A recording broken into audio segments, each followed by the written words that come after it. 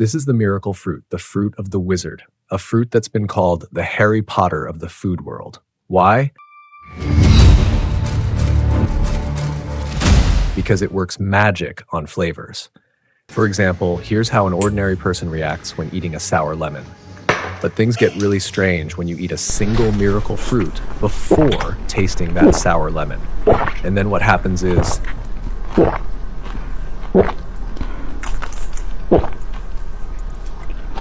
this is the story of Miracle's life, a legendary fruit that turns every bad flavor sweet. In the tribes of West Africa, there's an old tale that says, once upon a time, a tribe was struck by drought. The plants dried up and the fruits turned bitter. Gradually, people lost their joy. One wise old woman had a dream one night, where the spirit of the forest told her, in the shadow of a red-colored tree, you will find a fruit that brings joy back to the tongue.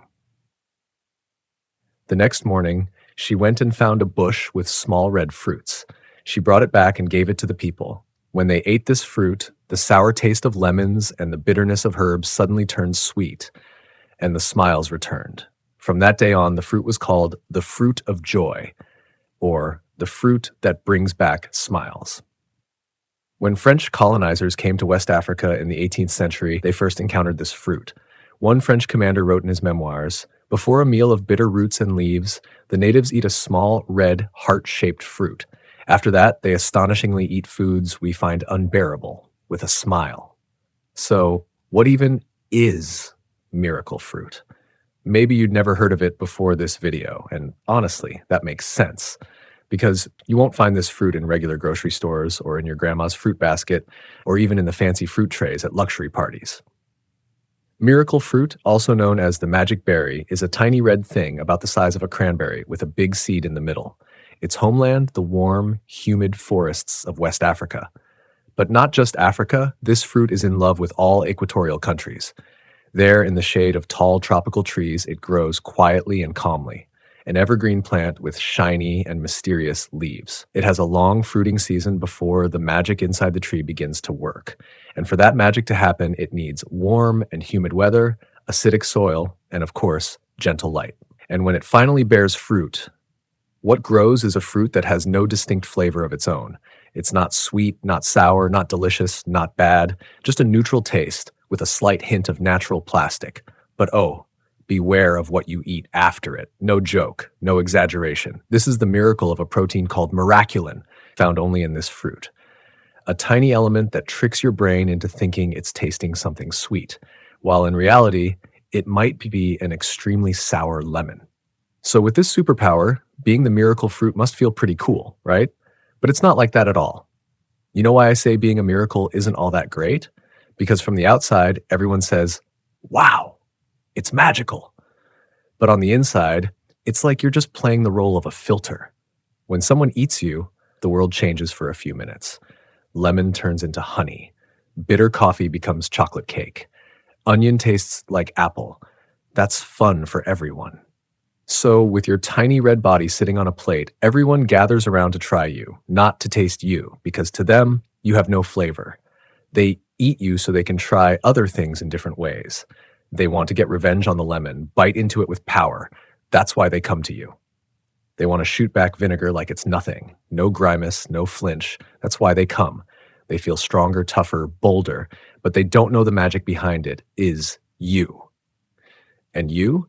You're left in a corner, chewed up, silent, forgotten, like a magician who drew a crowd to witness a miracle but got no applause afterward, like a clown who made everyone laugh, but no one even mentions how funny he was. That's what being a miracle is like. Nobody wants you for who you are. You're like an Instagram filter. You make everyone look better, stronger, more appealing, but no one wants you for you. And the worst part is your effect isn't even permanent. After half an hour or an hour, everyone says, was that it? That was kind of lame. You went through so much to become a magical fruit, but all that hardship is forgotten within just 30 minutes. Half an hour later, the coffee turns bitter again. The lemon turns back into poison. And the smiles, they return to where they came from. But let's dream a little.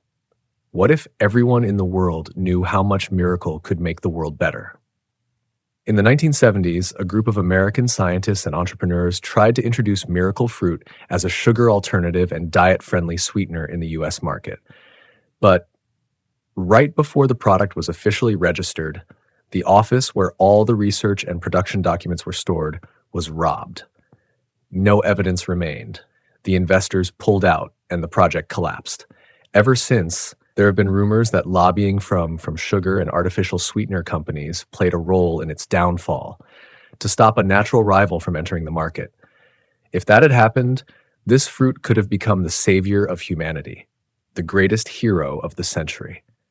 And we would have witnessed the rise of a new king in the world of fruits, the coronation of the king of flavors. Sunlight beams down from the sky as if it's rising just for one special soul.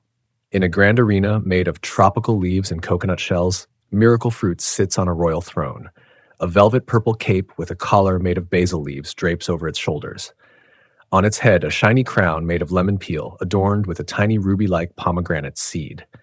In its right hand, a golden spoon filled with vinegar jam, glowing with a symbol of power.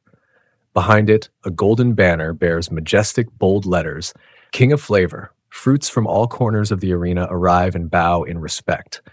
Bananas line up like royal guards in gleaming armor. Pineapples beat their chests and blow horns with their leaves. Oranges burst into pieces with joy, their juice spraying into the air like fireworks. Even the kiwis take off their hats. A chubby, kind-hearted orange steps forward, kneels with respect, and raises a shining lemon peel crown with both hands. For a moment, there's silence. And then, with great majesty, the crown is placed upon Miracle's head. Light pours from above, reflecting off its skin in glowing sparkles. And the crowd erupts. Long live Miracle, sweetener of the world.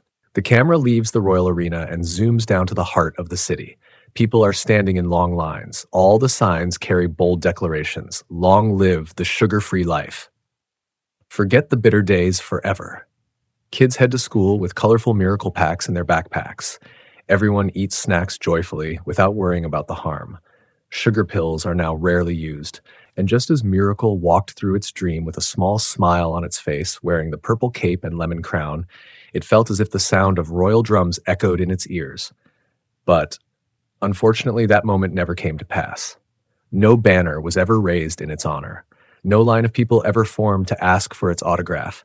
No child at school ever said, "When I grow up, I want to be Miracle Fruit." Not even a simple greeting card that said, "You're the sugar-free sweetness in my life." No one ever truly loved Miracle for being Miracle. It was always about the effect, never about the existence. So what does the real life of Miracle look like? A magical fruit that still hasn't received the recognition it deserves in this world. And now, after all those magical stories, especially after all the legends told about it,